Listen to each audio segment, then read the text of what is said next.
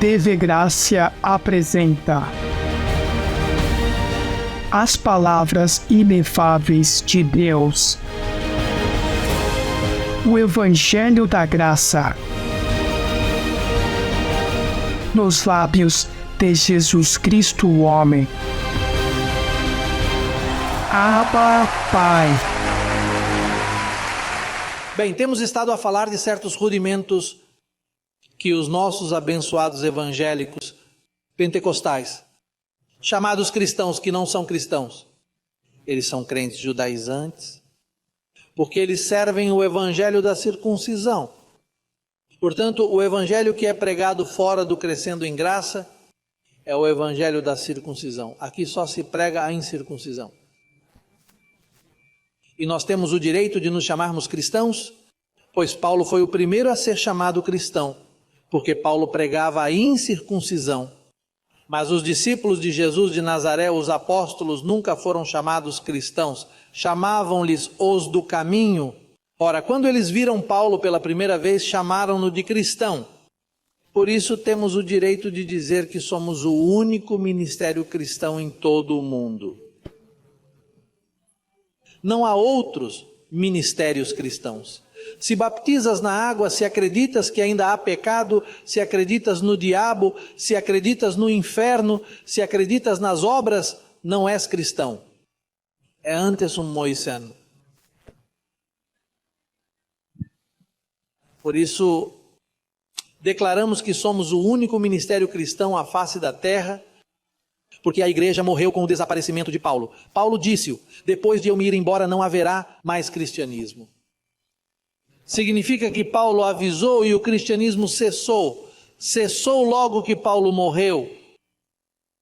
O mundo não tinha cristianismo. No entanto, eles acreditam que são cristãos. Não, o cristianismo começou em 1973, quando a cabeça se moveu. A cabeça de Deus, a mente de Deus estava em Jesus de Nazaré. Depois, essa cabeça passou para o ressuscitado e durante todas aquelas centenas de anos, aquele a quem servíamos era o ressuscitado. Mas em 1973, a cabeça moveu-se e caiu sobre mim. Aterrou em cima da minha cabeça e a partir daí, temos estado a falar sobre o cristianismo. É simples, não é? Tão simples quanto isso. Já ouviste dizer que ele te deu muito trabalho, não ouviste? E hoje vamos falar de um ministério que não tem sido compreendido.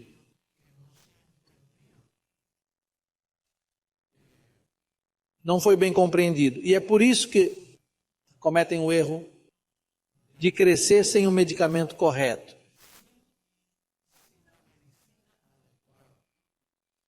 Há massas de pessoas que são alcançadas para Jesus de Nazaré, não para o ressuscitado. Quem me dera que estivessem no ressuscitado, porque só lhes faltaria um véu, mas continuam com Jesus de Nazaré.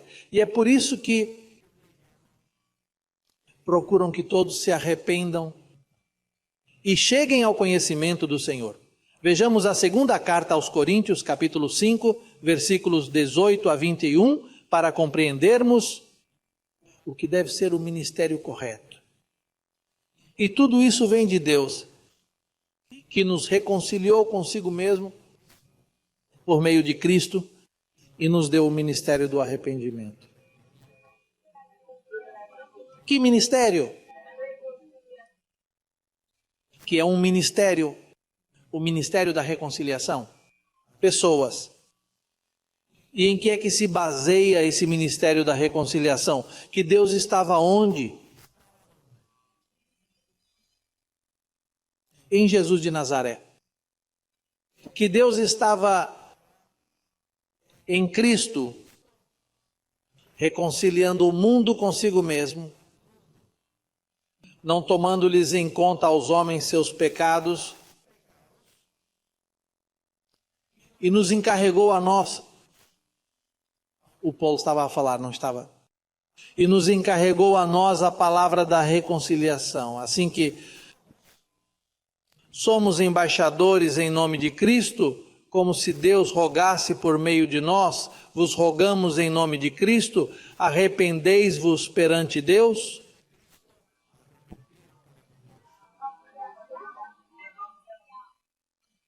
Reconciliai-vos com Deus. Ao que não conheceu pecado, por nós o fez pecado, para que nós fôssemos feitos justiça de Deus nele.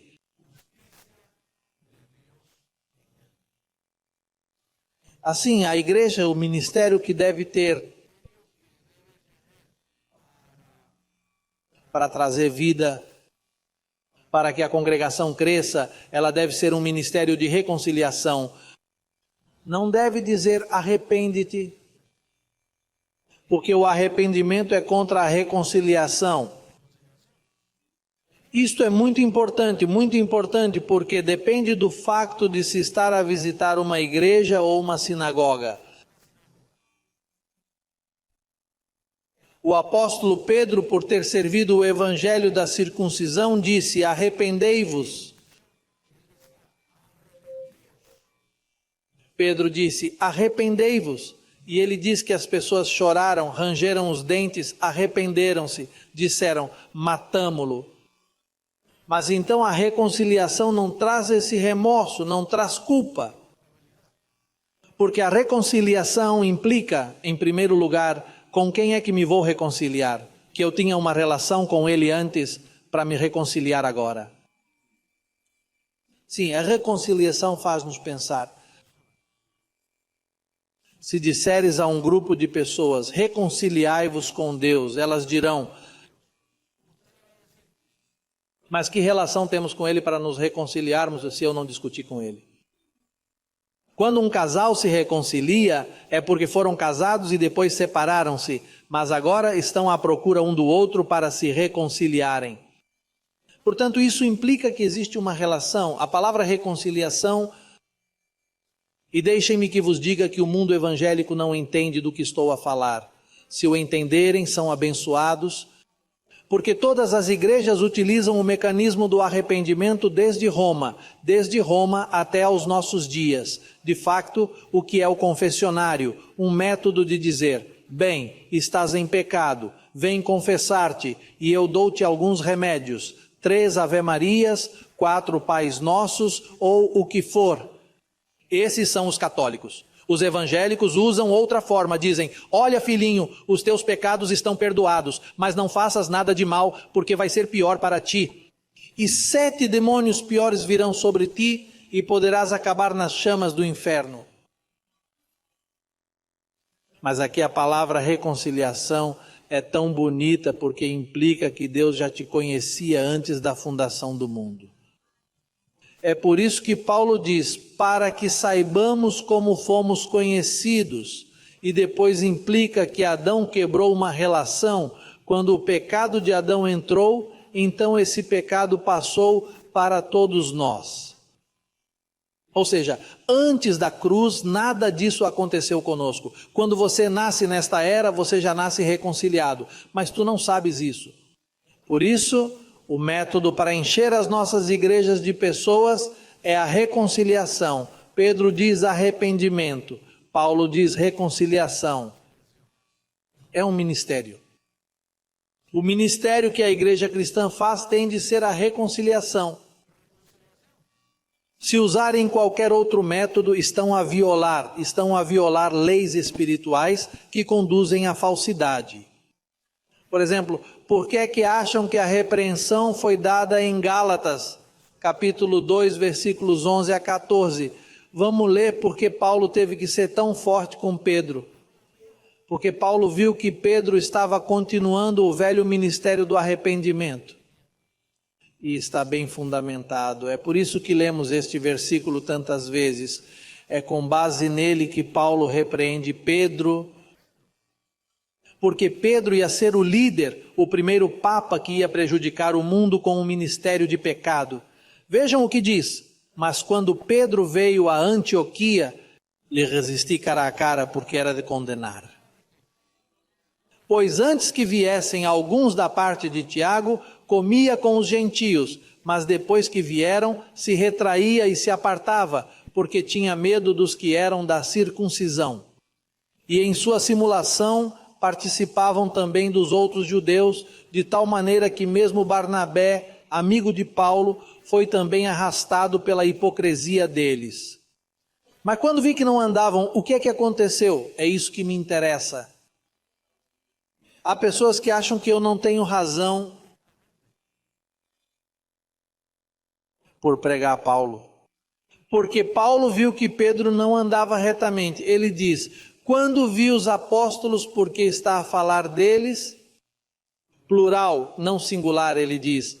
Mas quando vi que não andavam, significa mais do que um. Quando vi que os anciãos de Jerusalém não andavam corretamente segundo a verdade de que o Evangelho tem uma verdade. E nesse caso, qual é a verdade? A reconciliação. Não é arrependimento. Eu disse a Pedro, por ser ele o chefe da circuncisão, antes de todos os outros, se tu, sendo judeu, vives como os gentios e não como judeu, por que obrigas aos gentios a judaizar? Roma, a Igreja Católica começou com o judaísmo, não com o cristianismo.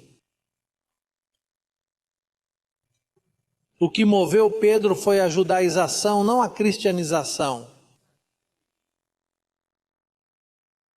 Dizem amém a isto? Compreendes claramente o que está escrito? Pedro foi o primeiro líder dito cristão, embora não fosse cristão. A partir daí, Roma começou a judaizar o mundo gentio. Foi aí que o ministério da iniquidade. Isso é um ministério. Há o ministério da reconciliação, que começou na boca de Paulo, e há o ministério da iniquidade. Porque se diz que não andavam direito, significa que andavam incorretamente.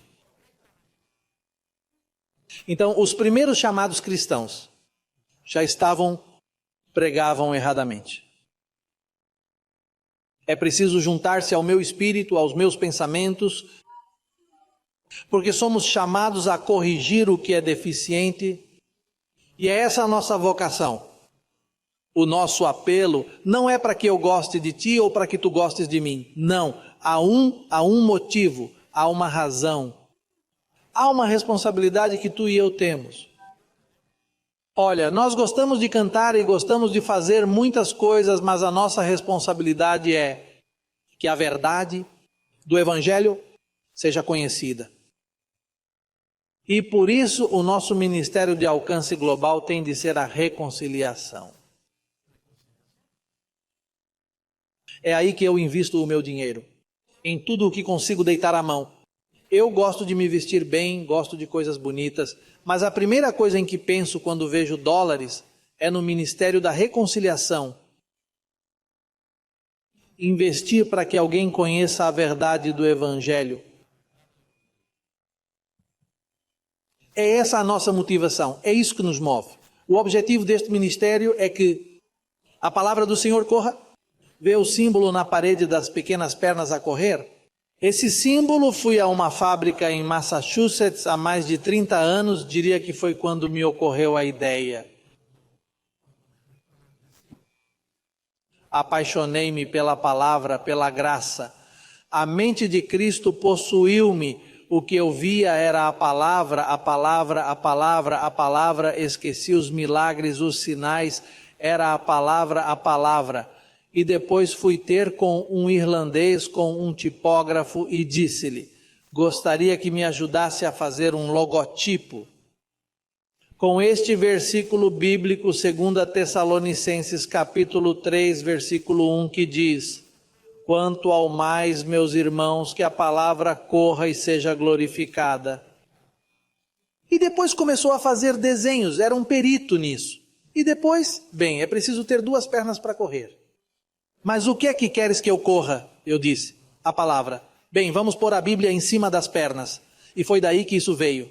E guardei-o sempre. Eu disse, se um dia o meu Senhor permite-me ter um ministério porque trabalhei para o sistema. Mas se um dia o Senhor me permitir fazer o meu próprio ministério, Então esse será o meu logótipo preferido. Deixem a palavra correr.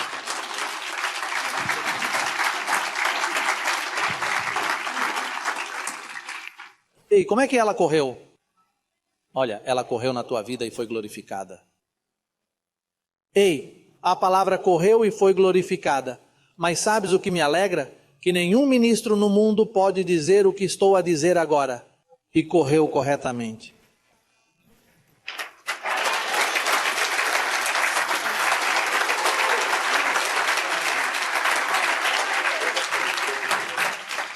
Não há nada mais bonito quando se acerta.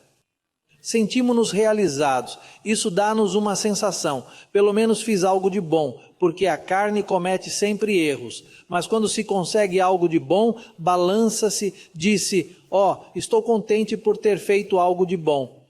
A palavra correu corretamente. Olha, se sentires uma felicidade profunda na tua vida e uma paz, é porque a palavra correu.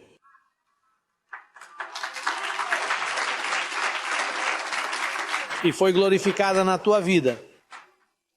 Eu costumava fazê-lo quando estava no sistema. Cantei um hino onde estava à espera dessa paz. Diz, no seio da minha alma há uma doce quietude. Espalha-se pelo meu ser. Uma paz infinita que só o amado de Deus pode entender. E eu cantei, mas fiquei sempre com um vazio. Fiquei com um vazio porque se a tua mente não estiver cheia de conhecimento, o sentimento carismático da tua carne, o misticismo que possuis, porque a carne é mística e religiosa, incuravelmente religiosa é a nossa carne. Mas só quando o ministério da reconciliação é bem aplicado e sentimos que a nossa relação quebrada com Deus é reparada, é que temos a verdadeira reconciliação.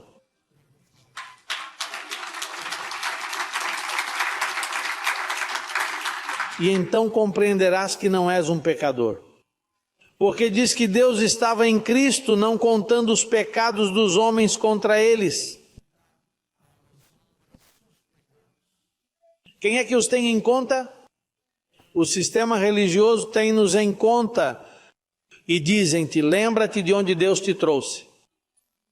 Se me disserem, lembra-te de onde Deus te tirou. Claro que sim, se Ele me tirou das suas entranhas, desde antes da fundação do mundo, foi de lá que Ele me tirou. João da circuncisão diz ele, por isso lembra-te de onde caíste e arrepende-te. Não caístes, caístes nas mãos do vosso Senhor. O mundo estava em pecado há 2000 anos antes da cruz, mas veio o Cordeiro de Deus que tira o pecado e retirou-a porque Ele morreu. Se morreu, tirou-a. Se ressuscitou, tirou-a. Se ressuscitou, tirou-a. Então não estás nos teus pecados. As pessoas pensam sempre que há pecado.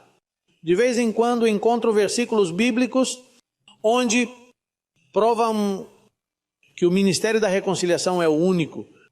Reparem, vamos ver em Romanos. Em Romanos, capítulo 11, versículo 27, vejam como diz. Para alcançar o mundo corretamente. O que é que diz? E este será meu pacto com eles quando eu tirar o quê?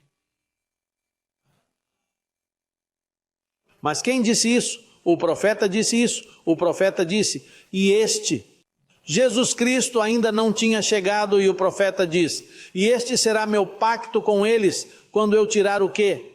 Removeste-o ou não? Se ele lhes tirou, não te queda nada.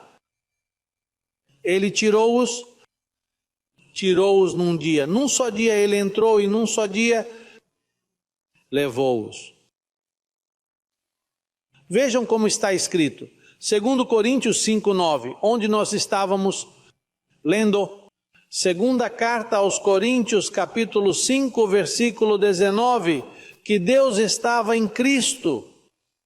Vejam, Deus estava em Cristo reconciliando o mundo consigo mesmo. Lá ele levou todos os pecados há 2000 anos atrás.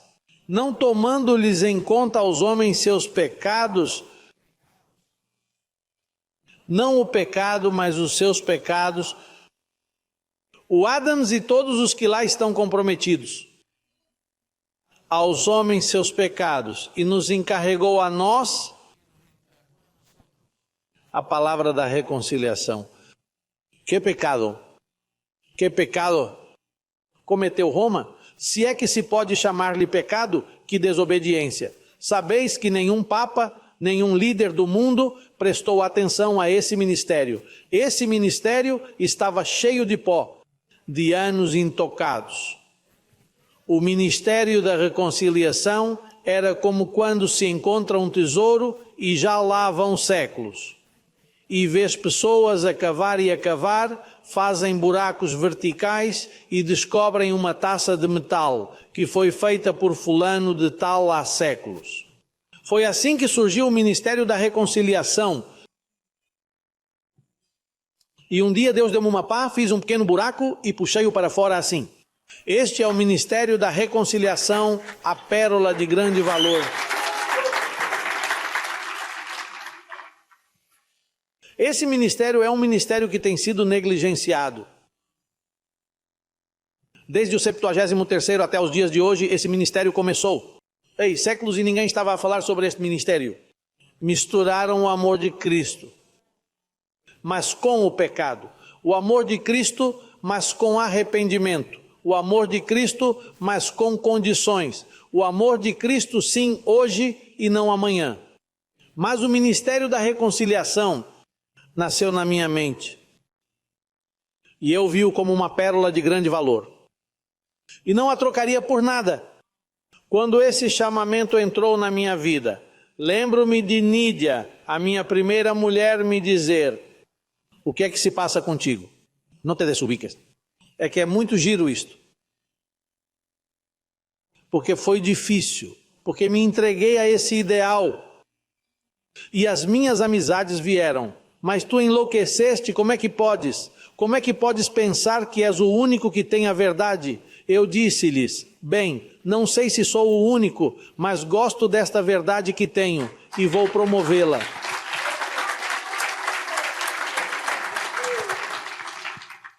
As pessoas vinham à minha casa, mesmo quando eu não estava lá, e tentavam contar a Nídia: Nídia, olha, fala com ele porque é impossível, ele está contra a corrente. Todos vão numa direção e ele é como o salmão, vai contra a corrente.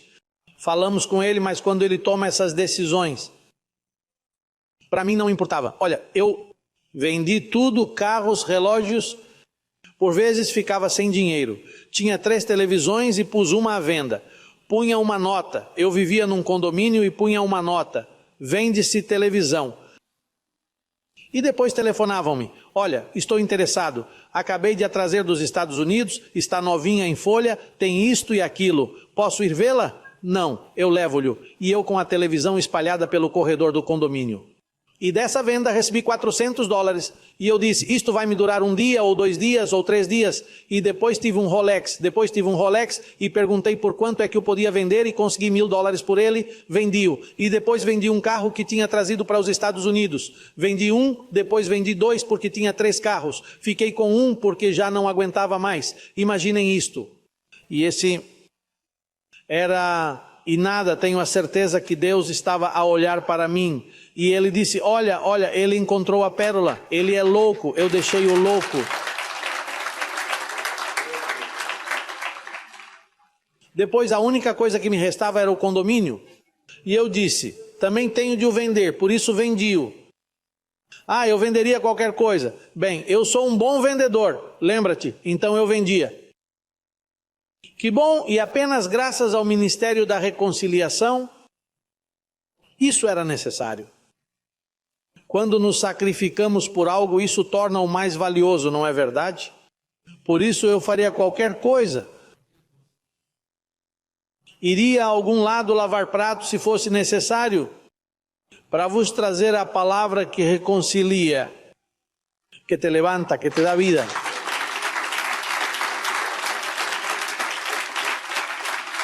Vamos agora para o capítulo 9 de Hebreus. Hebreus capítulo 9. Vamos ler o versículo 13. Vejam o que disse o profeta. Ele diz: porque se o sangue dos touros e dos bodes machos e as cinzas da bezerra, vejam como é esse pacto. É por isso que os espiritualistas estão sempre a derramar sangue, porque eles, os espiritualistas de hoje, leem a antiga aliança e daí dizem: olha, sangue. E como gostam de matar galinhas, tirá-las para fora e pulverizá-las, não gostam disso? Bem, os sacerdotes da antiga aliança tinham de o fazer. Olhem para o objetivo. Diz, santificam para a purificação de quê? Não havia nenhum espírito ali. Era para a purificação da carne. E continua. Quanto mais o sangue de Cristo, que é honrado neste ministério, o qual, mediante o Espírito eterno, se ofereceu a si mesmo sem mancha a Deus. Aqui está. Vejam, limpará vossas consciências de obras mortas, como o jejum, o sacrifício, meu Deus, bater no peito e andar de joelhos. Todas essas coisas são obras mortas, para que sirvais ao Deus vivo.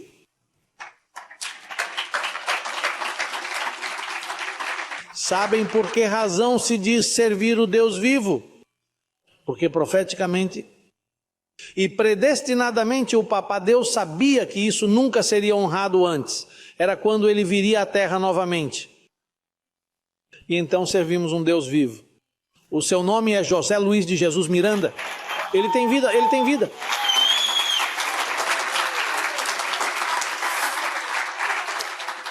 Continuemos a ler. Ele diz, é por isso que ele é um mediador.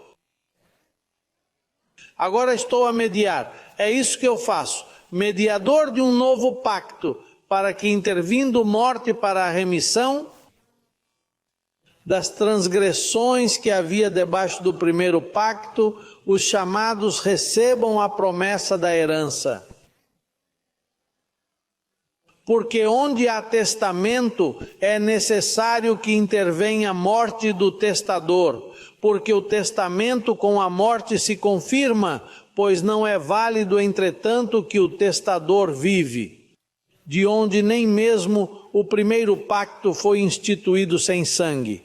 Porque havendo anunciado Moisés todos os mandamentos da lei a todo o povo, tomou o sangue dos bezerros e dos bodes machos, com água, lã escarlata e hisopo, e aspergiu o mesmo livro e também a todo o povo, dizendo, este é o sangue do pacto que Deus vos tem mandado. E além disto, aspergiu também com o sangue o tabernáculo e todos os vasos do ministério. E quase tudo é purificado segundo a lei com sangue, e sem derramamento de sangue não se faz remissão. Foi, pois, necessário que as figuras das coisas celestiais fossem purificadas assim, mas as mesmas coisas celestiais com melhores sacrifícios que estes, porque não entrou Cristo no santuário feito de mão, figura do verdadeiro, senão no céu mesmo, para apresentar-se agora por nós diante de Deus, e não para se oferecer muitas vezes, como entra o sumo sacerdote no lugar santíssimo, cada ano com sangue alheio. De outra maneira, lhe teria sido necessário padecer muitas vezes desde o princípio do mundo. Mas agora, na consumação dos séculos, isso aconteceu há 2000 anos. Ele apareceu uma vez para sempre pelo sacrifício de si mesmo, para quê? Para quê? E para tirar o pecado do meio. Onde está o pecado? Ele tirou-o. E o que dizem os evangélicos? Que o pecado está no meio. O que prega o padre da aldeia? O pecado. O que é uma missa? É uma lembrança do pecado, um símbolo do pecado. O que são os sacrifícios? carismáticos pentecostais destes últimos dias: o pecado. As almas devem ser salvas do pecado. O que se prega aqui não é salvar as almas do pecado. O que é pregado aqui é reconciliar vidas preciosas para saberem que não há pecado, que Ele o levou embora há 2000 anos. E da maneira que está estabelecido para os homens que morrem uma só vez, e depois disto o juízo, assim também Cristo foi oferecido uma só vez para levar os pecados de muitos, e aparecerá por segunda vez, sem relação com o pecado, para salvar aos que lhe esperam.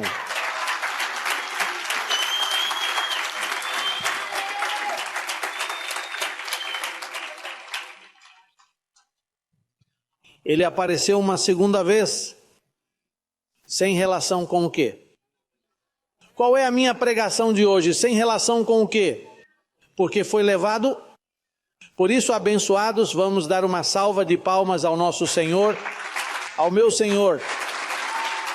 Músicos, por favor.